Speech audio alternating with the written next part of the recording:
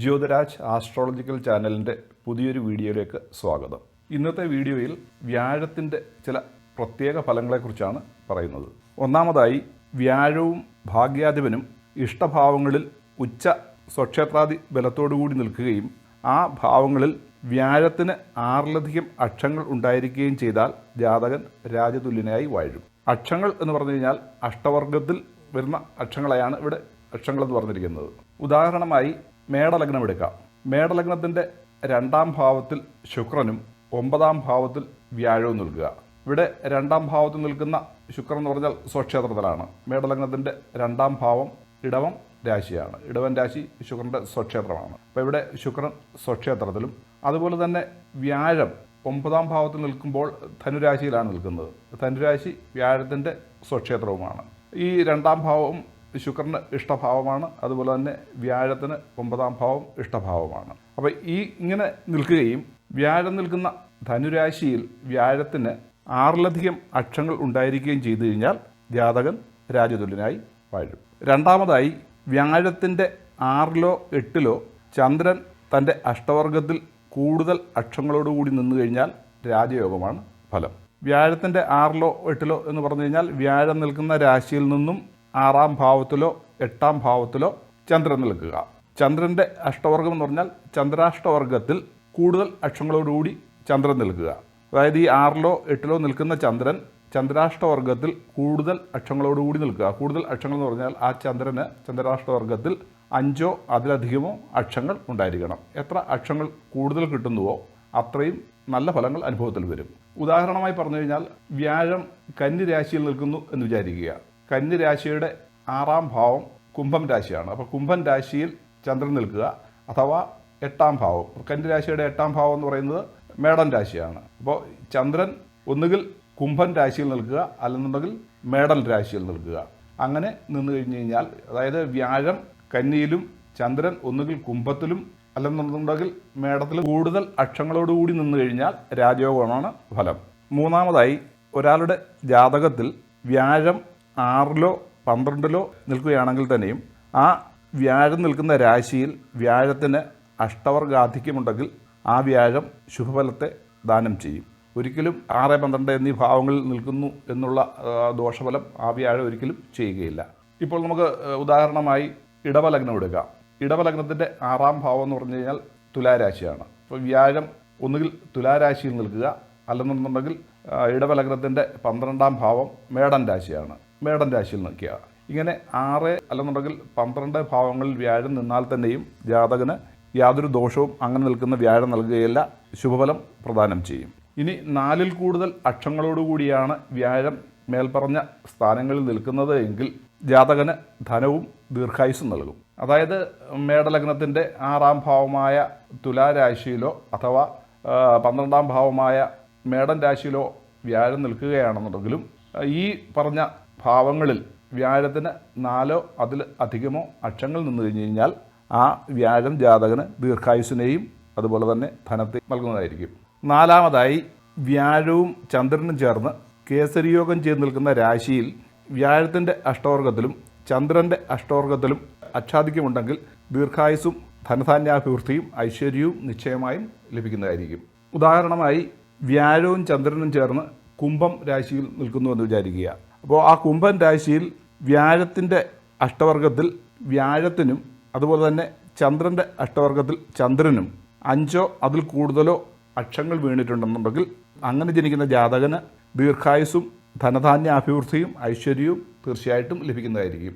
അഞ്ചാമതായി, ലഗ്നത്തിൻ്റെയോ വ്യാഴത്തിൻ്റെയോ 5ാം ഭാവത്തിൻ്റെ അധിപഗ്രഹം അക്ഷാധിക്യത്തോടെ 5ാം ഭാവത്തിൽ തന്നെ നിന്നു കഴിഞ്ഞ് കഴിഞ്ഞാൽ ധാരാളം സൽപുത്രലാഭം സിദ്ധിക്കും.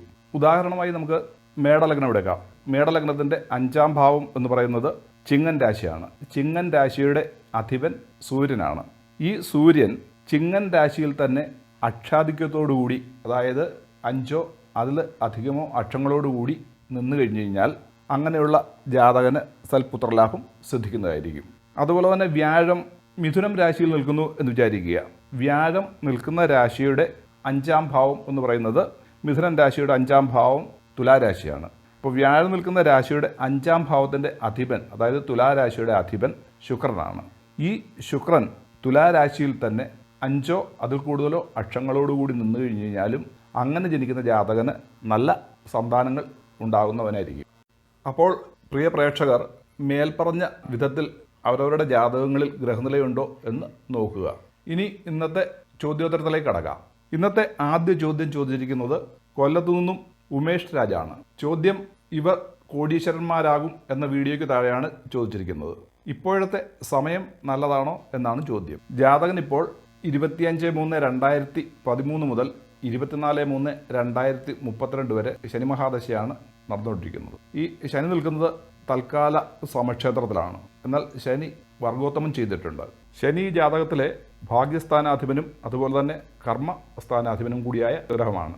എന്നാൽ ശനി ചൊവ്വയുമായി യോഗം ചെയ്ത് നിൽക്കുന്നത് കാരണം അഗ്നിമാരുത യോഗമെന്ന ദുര്യോഗത്തിലാണ് നിൽക്കുന്നത്. അതിനാൽ ശനിദശാസമയം ഗുണദോഷ സമ്മിശ്രമായിട്ടുള്ള സമയമായിരിക്കും. കുറച്ചൊക്കെ ഭാഗ്യാനുഭവങ്ങളൊക്കെ ഉണ്ടാകാമെന്നുണ്ടെങ്കിലും അത്ര നല്ലൊരു ദശാസമയമല്ല ഇപ്പോൾ നടന്നുകൊണ്ടിരിക്കുന്നത്. ജാതകൻ ഇപ്പോൾ വ്യാഴം അഷ്ടമത്തിൽ സഞ്ചരിക്കുന്ന സമയമാണ്. അതിനാൽ ഈ സമയം കഠിനമായ ദുഃഖങ്ങളും രോഗാവസ്ഥയും നിസ്സഹായാവസ്ഥയും ഒക്കെ അനുഭവത്തിൽ വരാം. വ്യാഴം മെയ് മാസം 14 തീയതി അഷ്ടമത്തിൽ നിന്നും ഭാഗ്യഭാവത്തിലേക്ക് മാറുന്നതാണ്. അപ്പോൾ ഈ മെയ് മാസം 14 തീയതി വരെ ഈ കഷ്ട അനുഭവങ്ങൾ കുറച്ച് കൂടുതലായി ഉണ്ടാകും.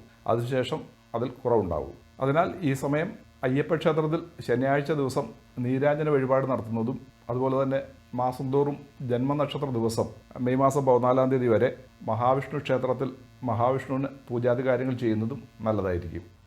രണ്ടാമത്തെ ചോദ്യം മേൽപ്പറഞ്ഞ വീഡിയോയ്ക്ക് താഴെ തലശ്ശേരിയിൽ നിന്നും പ്രിയങ്കയാണ് ചോദിച്ചിരിക്കുന്നത്. വിവാഹം എന്ന് നടക്കും. 7-ൽ ശനി നിൽക്കുന്നതിനാൽ വിവാഹം വൈകുമോ, അതുപോലെ തന്നെ ജോലിയിൽ പുരോഗതി ഉണ്ടാകുമോ എന്നിവയാണ് ചോദ്യം. ജാതകയ്ക്കിപ്പോൾ 16/10/2023 മുതൽ 15/10/2042 വരെ 7-ൽ നിൽക്കുന്ന ശനിദശാ സമയമാണ്. ഈ 7-ൽ നിൽക്കുന്ന ശനി വക്രഗതിയിലാണ് നിൽക്കുന്നത്. വക്രത്തിൽ നിൽക്കുന്ന ശനിയുടെ ദശയിൽ ഒരു കാര്യവും ഫലിക്കുകയില്ല. എല്ലാ കാര്യത്തിലും അലസതയും ഉത്സാഹക്കുറവും അനുഭവപ്പെടും. അതിൻ്റെ കൂടെ ചാരവശാൽ ഇപ്പോൾ 7ര ശനി സമയം കൂടിയാണ്. 7ര ശനിയിലെ ജന്മശനിയാണ് ഇപ്പോൾ നടന്നുകൊണ്ടിരിക്കുന്നത്. 7ാം ഭാവത്തിൽ നിൽക്കുന്ന ശനിയുടെ ദശയിൽ വിവാഹത്തിന് പലതരത്തിലുള്ള പ്രതിസന്ധികളും നേരിടാവുന്ന സമയമാണ്. പ്രത്യേകിച്ചും 16/10/2023 മുതൽ 19/10/2026 വരെ ശനിദശയിലെ ശനിയുടെ തന്നെ അപഹാര സമയമാണ്. ഈ സമയം തീർത്തും വിവാഹം നടക്കാൻ പാടില്ലാത്ത സമയമാണ്. വിവാഹം 7/8/2030 6/10/2033 ഇടയിൽ നടക്കുന്നതാണ്. ജോലിയിൽ പുരോഗതി ഈ സമയത്ത് പ്രതീക്ഷിക്കേണ്ട. ഈ സമയം 7ര ശനിയിലെ ജന്മശനി സമയമാണ്. 29/3/2025 ജന്മശനിയിൽ നിന്നും 7ര ശനിയുടെ അവസാന ചരണമായ 3ാം ചരണത്തിലേക്ക് ശനി കടക്കുകയാണ്. ഈ എന്തെങ്കിലും ജോലിക്ക് പുരോഗതി വരണമെന്നുണ്ടെങ്കിൽ ഈ 3 വർഷം കൂടി കഴിഞ്ഞതിന് ശേഷമേ പുരോഗതി ഉണ്ടാവുകയുള്ളൂ. ശനിദശ കഴിയുന്നതുവരെ ശനിയാഴ്ച ദിവസങ്ങളിൽ അയ്യപ്പസ്വാമിക്ക് നീരാഞ്ജന വഴിപാടും ശനിയാഴ്ച ദിവസം രാവിലെ അരയാൽ മന്ത്രം ജപിച്ചുകൊണ്ട് അരയാലിന് 7 പ്രാവശ്യം പ്രദക്ഷിണവും വയ്ക്കുക. അപ്പോൾ ഈ വീഡിയോ ഇവിടെ നിർത്തുന്നു. ഈ വീഡിയോ ഇഷ്ടമായാൽ ലൈക്ക് ചെയ്യുമെന്നും ഇനി ഈ ചാനൽ സബ്സ്ക്രൈബ് ചെയ്തിട്ടില്ലാത്ത പ്രേക്ഷകർ സബ്സ്ക്രൈബ് ചെയ്യുമെന്നും ഈ വീഡിയോ ഷെയർ ചെയ്യുമെന്നും അടുത്ത വീഡിയോയുടെ മുന്നറിയിപ്പ് കിട്ടുന്നതിന് വേണ്ടി ബെലൈക്കൺ അമർത്തുമെന്നും പ്രതീക്ഷിക്കുന്നു. അടുത്ത പുതിയൊരു വീഡിയോയുമായി വരുന്നവരേക്കും എല്ലാവർക്കും നമസ്കാരം.